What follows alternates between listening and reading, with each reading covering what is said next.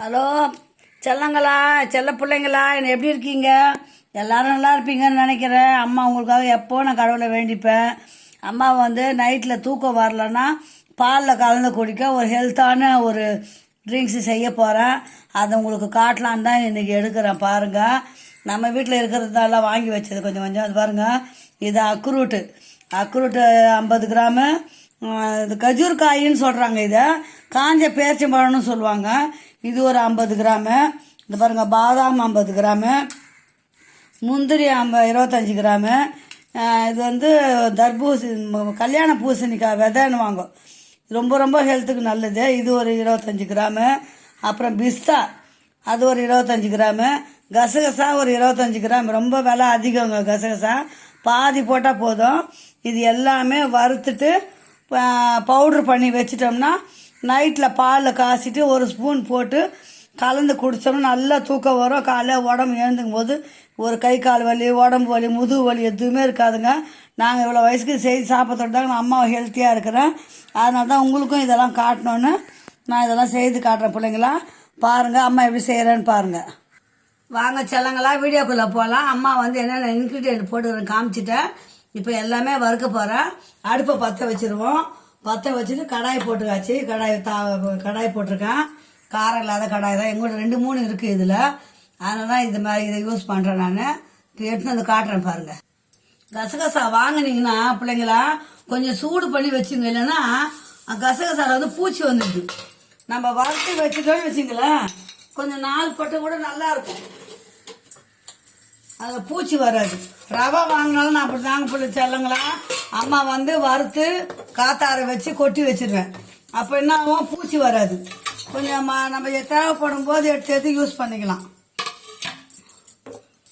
சின்ன வயசுல நம்மளாம் அப்படி விட்டவங்க தான். இப்போ தான் வயசாக புத்தி எல்லாமே நானும் அது மாதிரி கரெக்டாக செய்கிறேன். இந்த கசகசாவை கொஞ்சம் நல்லா சூடு பண்ணி கொட்டி வச்சுட்டு தேவையானதை மட்டும் எடுத்துக்கலாம். முதல்ல கசகசாவை வறுத்துக்கலாம். கசகசா பாருங்க பிள்ளைங்களா, ஒரு நல்ல கொழுப்பு சத்து அதில் இருக்குது, நல்ல தூக்கம் வரும். ரெண்டாவது இந்த ஒல்லியாக இருக்கிற பசங்களுக்கெல்லாம் இதுக்கு நல்லா குடித்தாங்கன்னா ஹெல்த்து நல்லா இருக்கும், எலும்பு பலம் பெறும். அந்த கசகசாவால் ரொம்ப ரொம்ப சத்துங்க இதில். நான் கசகசா எல்லாத்துக்கும் எதோ குருமாக்கு எதோ போடும்போது பவுட்ரு பண்ணி கூட வச்சுப்பேங்க. ஆனால் கொஞ்சம் குறைப்பாக தான் இருக்கும். தேங்காவோட மெசியும் போது தான் கொஞ்சம் நல்லா மெசியும். இப்போ அம்மா கசகசா வறுத்துக்கிறேன். வறுத்து வச்சுட்டு அது ஒன்று ஒன்றா வறுக்கிறேன் நான். இப்போ பாருங்கள், காஞ்ச பேரிச்சம்பழம் போட்டிருக்கிறேன். அது பேர் கஜூர் காயம்.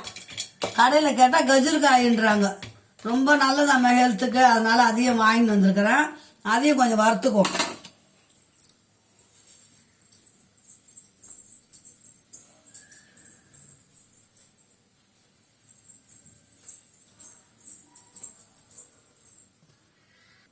இது பேரிச்சம்பழம் நல்லா கொஞ்சம் வறுபட்டுச்சுங்க.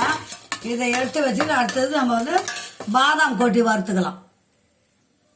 இந்த பாருங்க, 25 கிராம் பாதாம். எல்லாம் விலை தான், ஆனால் உடம்புக்கு நல்லதுங்க.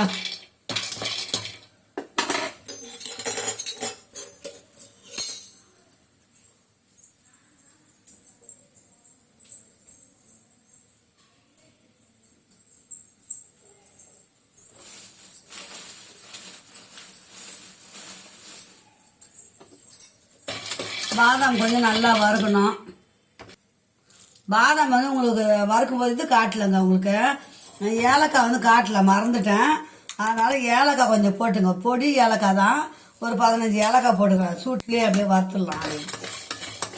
பாதாம் கூடவே போட்டு ஒரு வறுத்துக்கலாம். அப்புறம் பாதாமும் ஏலக்காவும் வறுபட்டுச்சுங்க. அடுத்தது பிஸ்தா பருப்பு போட்டு வறுத்துக்கலாம்.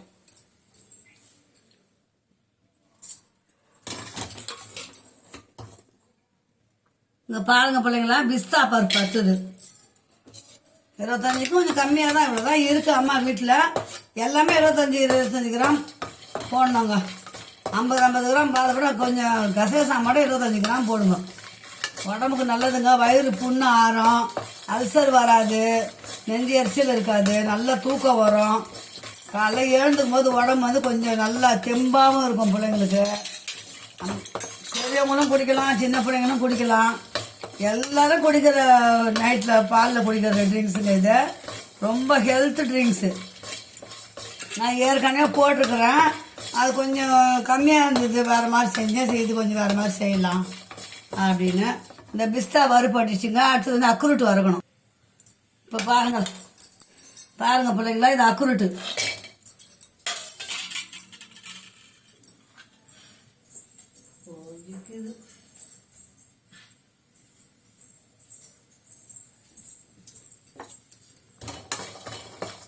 கடாய் நல்லா ஹீட்டாக இருக்கும். டக்கு டக்கு டக்குன்னு வறுபட்டுடுது. அக்குருட்டு வறுத்தாச்சுங்க. அக்குருட்டு நிறைய சத்துக்கள் இருக்குதுங்க. ரொம்ப ரொம்ப ஹெல்த்தான இது அதுவும் அது போட்டு வரும். அடுத்தது வந்து இந்த கல்யாண பூசணிக்கான்னு சொல்லுவாங்க பார்த்தீங்களா, அதனோட விதை இந்த பாருங்க, விதை இதை போடணும். அடுத்தது ஒன்றுன்னா வறுத்துட்டோம்னா ஆற வச்சு பவுட்ரு பண்ணிவிட்டு அரைக்க வேண்டியது தான்.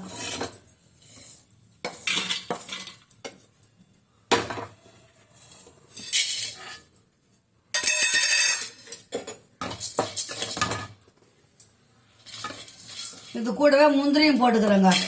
கொஞ்சம் ஈஸியாக இருக்கும். ரெண்டும் ஒன்று போல் வறுத்தலாம். முந்திரிக்கு வந்து அவ்வளோ தேவையில்லை.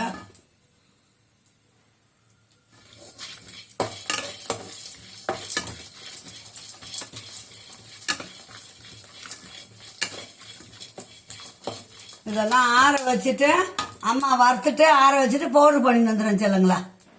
கசகசா தான் மெஸ்ஸியாக இருக்கு செல்லுங்களா. அதனால் ஃபஸ்ட்டு கசகசா போட்டுக்கிறேன். கசகசா வச்சுட்டு அதுக்கப்புறம் பேரிச்சம்பழம் எல்லாமே பல்சு மோடில் வச்சு ஃபஸ்ட்டு எல்லாம் ஸ்பீடில் வைக்கக்கூடாது.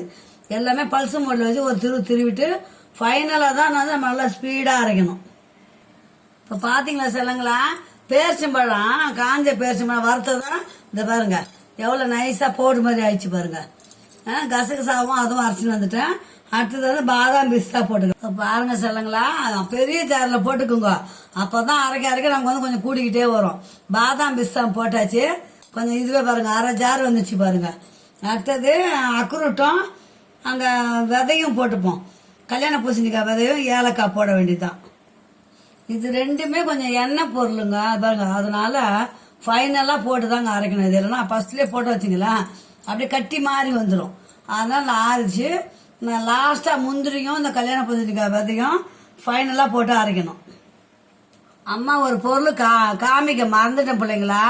இப்போ நாட்டு சர்க்கரை வேணுன்றவங்க நாட்டு சர்க்கரை போட்டுக்கலாம். வெள்ளை கல்கண்டு தான் போடணும், ரொம்ப ரொம்ப நல்லது. அதனால் நான் வெள்ளை கல்கண்டு வாங்கி லாஸ்ட்டாக போட்டு அரைச்சி வச்சுங்களேன். சர்க்கரையே தேவையில்லைங்க. சும்மா பிள்ளைங்க அதாவது பால் குடிக்காமல் சும்மா சாப்பிடும்போது கூட 2 ஸ்பூன் எடுத்து வாயில் போட்டுக்கலாம். சாப்பிட்டுட்டு அப்படியே கொஞ்சம் தண்ணியை குடிச்சு கூட படுத்துக்கலாம். அதுவும் ஹெல்த்து தானே. அதனால் இது பெரிய கல்குண்டில் அது ஒரு 25 கிராம் போடுறேன் நான். அதில் பார்த்தீங்களா, இதுவே வந்து 25 கிராம் போடுறதுக்கே வந்து மிக்சியில் இவ்வளோ வந்துடுச்சு. இப்போ இது பிள்ளைங்க வந்து சாயங்காலத்தில் வரும்போது கூட சும்மா அந்த அப்படியே ஸ்பூனை போட்டு அள்ளித்துன்னு சொல்லலாம். அப்படி இல்லைன்னா கொஞ்சம் நெய் போட்டு லட்டு போல் உருட்டி சாப்பிட கொடுத்தா ஹெல்த்துக்கும் நல்லது. பிள்ளைங்க சூப்பராக சாப்பிடுங்க. இது செய்து வச்சுக்கோங்க. மாதத்துக்கு ஒரு முறை செஞ்சு வச்சுனா கூட போதுங்க. ஒரு கெட்டு போகாது. நம்ம சூடு பண்ணி வரக்கிறதா கெட்டு போகாது. ஹெல்த்தான ட்ரிங்க்ஸ் பவுடர் இது அம்மா நைட்டில் தான் குடிப்பேன். அதனால் இப்போ நான் பால் காசி செய்யலை. பார்த்துக்கோங்க. அம்மா சேனலை சப்ஸ்கிரைப் பண்ணுங்கள், லைக் பண்ணுங்கள், ஷேர் பண்ணுங்கள், கமெண்ட் பண்ணுங்கள் பிள்ளைங்களா. அம்மா உங்களுக்கு எது செய்யணும் எல்லாமே நான் செய்கிறதெல்லாம் உங்களுக்கு காட்டுறேன். ஓகே, பாய் செல்லங்களா, பாய்.